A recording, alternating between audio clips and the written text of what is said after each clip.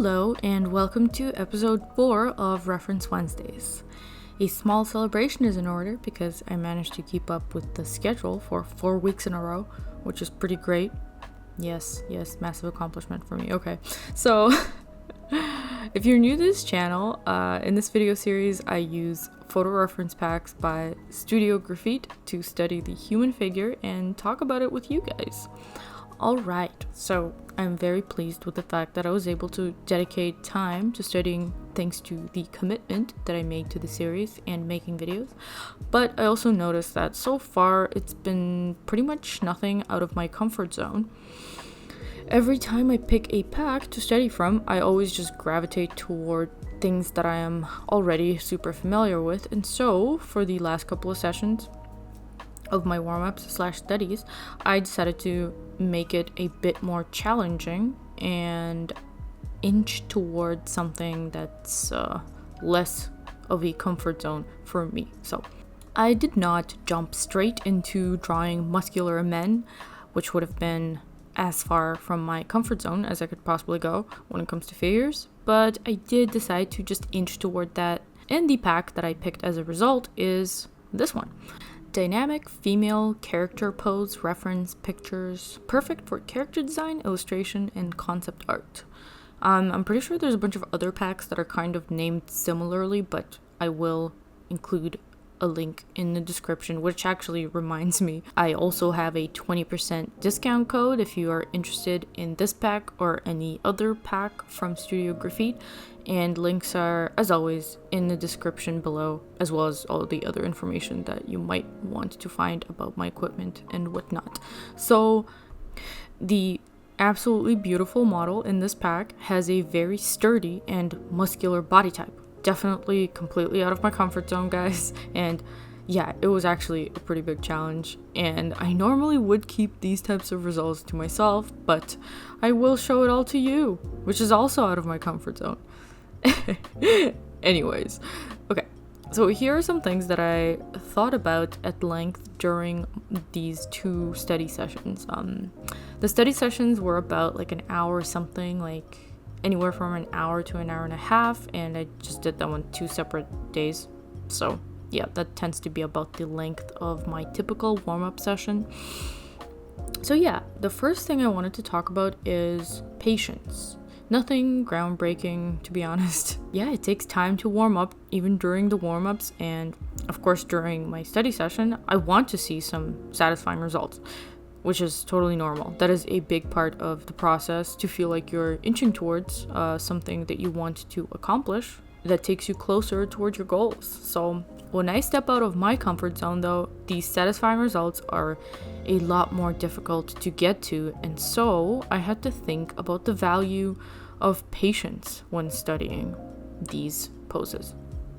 I decided that in this session my focus will not be on speed and accuracy as it typically tends to be, but more on observing muscles and learning how to depict them in a way that does not look like a bunch of lumpy potatoes loosely attached. You know what I mean? Like, if you guys have drawn muscles before, like tried to draw muscles even from a reference, it is kind of difficult to avoid the lumpy potato thing. So yeah.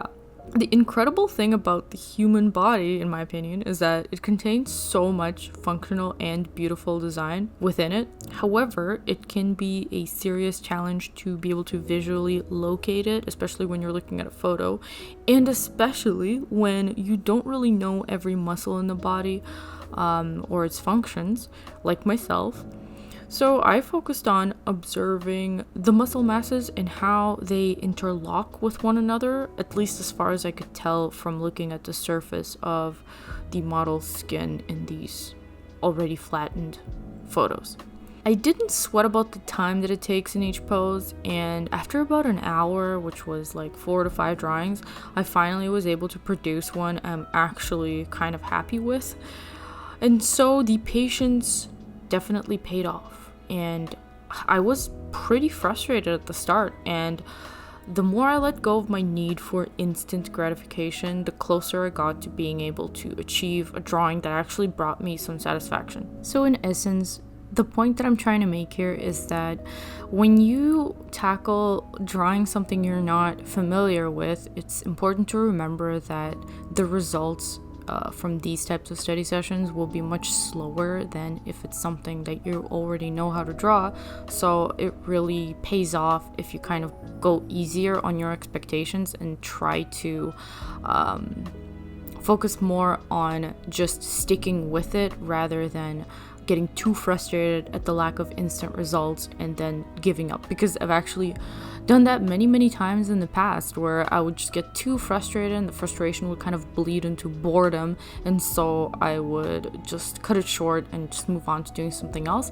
So yeah, patience is good. Okay, let's move on to the next point, which is shadows. I didn't really know how to title this point exactly. It's not a point. I'm just gonna kind of talk about what I ended up thinking about and the direction that I ended up taking these study sessions. So I typically don't get into tonal studies like ever, as far as I can remember, but this time around I decided to do it because why not? And I realized that, not realized, but I kind of remembered that I still obviously have a ton of things to learn about lighting and shadows. And I'll tell you guys another thing. One of my biggest weaknesses actually when I was younger was this. It was tones. And for some reason, even though I could somewhat easily do a decent still life study or and such, stuff like that, my character art seriously lacked in the lighting and shadows department severely for like many years. There was always a distinct lack of contrast in my art, especially my colored art, and a flatness that wasn't necessarily a problem but didn't really serve my art as well as a more shadow depth / lighting rendering depth could have. So sorry, that sentence was kind of clunky, but you get what I mean. I think I did manage to address that in my mid to late 20s in a painfully slow way and finally started approaching better results though. So integrating better lighting and shadows into my art probably had a lot to do with where my style took itself in the last several years, but I suppose that's kind of besides the point. So without going on a huge tangent, I just wanted to kind of finish this off with saying that I noticed the importance of tonal contrast when I was working on a graphic novel. From there, I figured that light and dark, while dictated by the laws of nature under normal real-life circumstances, are actually very powerful tools that can be used to strengthen the composition of an image. Actually, the reason why it took me so long to organically internalize this specific piece of information is because prior to illustrating a somewhat monochromatic graphic novel, I have not produced a significant amount of art that contained scenes which depicted characters in an environment or interacting with an environment. So yeah, that's essentially what it took for me to finally realize the importance of contrast in lighting and shadows and why I should try harder to get better at it and learn more about it. Essentially, I never explicitly learn like theoretical stuff in terms of how light works, and I mostly went with my observational skills / gut instincts on how to kind of organize it. And I do think that I managed to learn a lot just by simply focusing on using light and shadow to strengthen the composition of certain panels in my the graphic novel that I illustrated. And I can really kind of tell looking back at it that at first I only really focused the rendering aspect on the characters, but slowly I started to understand how to not treat characters so separately from the environment and how to better integrate lighting overall in the overall scene rather than just the characters and backgrounds separately. But that's a whole other video, you guys, so maybe some other time I'll make it specifically about that. But yeah, the reason why I brought this up is because during this graphic novel I established some super clear workflows in my art, and lighting / shadows was a huge part of it, and it's still the method that I use for my other digital illustrations currently. which takes me to the next point that I wanted to talk about, and that is my approach to tonal studies. So yes, friends, shadows are important, like I've said, and I actually noticed that my approach really focuses on leaving light out of the picture rather than adding it in. And I wonder why. I mean, I feel way more confident in my line work than in my ability to depict three-dimensional forms. Like, I'm not saying that I'm bad at it or anything, but I just feel like lines were something I was born to do. But the other thing, not so much. Like, I had to learn through a lot of trial and error in order to get to the point where I'm currently at when it comes to tonal tones, lights, shadows, whatever. And so to circle back to the point, the reason why I mentioned any of the stuff that I just did was because I just wanted to stress the fact that I never really looked into proper techniques on how to approach doing tonal studies, and I'm only really sharing just how I tend to approach it from my personal experience and what feels more comfortable and intuitive to me. And I'm sure there are probably better ways of doing it, but yes, so just take this with a grain of salt.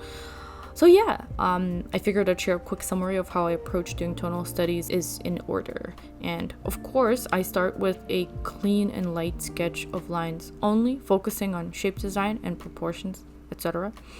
The next thing I do is hatch in the transitions between light and dark portions of the figure, especially noticing how hard or soft these transitional edges are.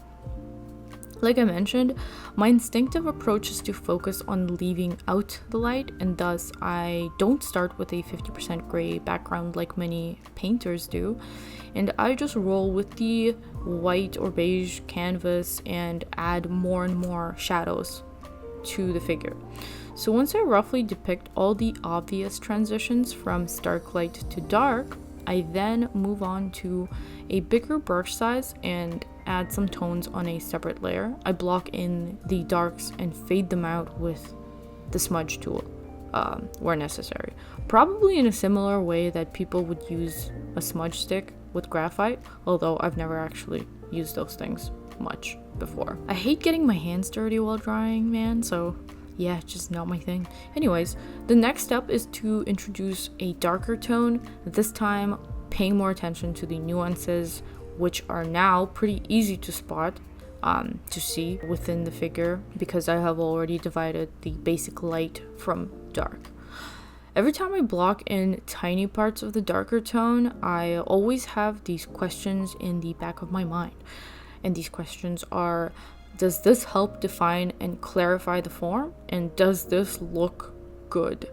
Until the answers are yes and yes, I gotta keep at it. So, though it is a pretty straightforward exercise when you have a reference, it's not as easy without one, but it's not impossible. Anyways, the last thing is giving the image a background tone, which is something I kind of started to do recently, and it really helps to pop the figure out against the background because it finally separates the lit areas from the mass of the canvas, because I start with a white canvas. So maybe I just kind of work backwards, you know? Maybe it would be better for me to start with a 50% gray for the background or something like that, but I don't know, I just find something very there's something very frustrating for me to paint in the light. I don't know what it is. It's easier for me to process leaving it out. I don't know. Maybe it's because I'm just not a painter naturally. Something to think about for me. Anyways, yeah, and there you have it, guys. So a 25-minute tonal study and finally looking all right as far as I'm concerned. And yes, so the last thing I want to talk about in this video is what to do when you're feeling stuck. Because I noticed that a question that came up several times in the comment section is whether it's better to study from photos or from other people's art. I'd say there's no easy way to answer that, like at least no short way to answer that, but it's probably something like 50-50 is the best way to approach that. So I'm doing photo studies or real life studies as well as studying other people's art, and preferably a wide range of other artists for sure. I am aware that since I've been drawing for so long, I have a pretty established set of stylistic preferences that kick into high gear every time I draw just automatically. And so my photo studies tend to be relatively stylized just in general, and I can also control how much stylization I choose to inject into my studies as well. But if I was doing this like 15 or 10 years ago, it would be an entirely different story. So I think I can give those of you in that position some advice on how to approach the problem of stylization and not knowing how to do it when drawing from photos. Like I mentioned in some of my previous videos, I think it's of utmost importance to pick a thing / a focus to study in every single session that you do. So in these specific sessions, the gist of my focus was to tackle something out of my comfort zone, which was muscles, and figure out how to draw them in a way that looks appealing while also incorporating light and shadows. So near the beginning of these sessions, I realized that I could really benefit from studying another artist's work here. Specifically, Frank Frazetta came in mind. I did not do it yet because I'm planning to do it in another session. I haven't gotten around to it yet, but I brought this up because I think it is the perfect solution for when you feel stuck. You could plan a study session sandwich like so. Session 1, seeing what you can currently accomplish by just using the photos. Session 2, finding the artist who excels at the specific focus you're trying to study and whose work you also really like, and doing a few master studies of their work. And for session 3, you can bring back the photos and apply what you learned from these master studies from the previous session to this session using real photo references again. And I bet this will give you some mind-blowing results. I'm actually planning to do this myself, and maybe I will make a follow-up video to talk about how it goes. The reason why I specifically thought about Frank Frazetta, because obviously he's just legendary for his depictions of very muscular figures with stark lighting. So yeah, I'm pretty excited to do that, and maybe perhaps I will share the results with you guys. I haven't actually studied another artist's work in quite some time, so I am looking forward to that. So yeah, all in all, I do think I saw a very incremental level up in my tonal studies, but I can still see where there's a lot to learn, which is why I'm looking forward to doing some master studies. I do hope you guys enjoyed this video. I actually feel super motivated to make more of these when I read comments from you guys telling me that you found something useful out of them, and I gotta admit that it's pretty straining to be trying to come up with explicitly helpful information all the time, which is why for this particular video I tried to embrace the process of just sharing my thoughts and hoping something useful will just organically come out of them, instead of trying too hard to make an instructional video like I kind of did in the first few. So yeah, please let me know if you did get anything out of this, and maybe perhaps suggest some topic that you'd like me to tackle in one of my future videos. So the photo reference backlink and other info, like I mentioned before, is in the description as usual, along with the 20% discount code.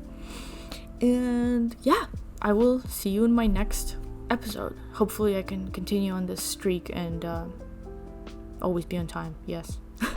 All right, I'll see you guys. Bye.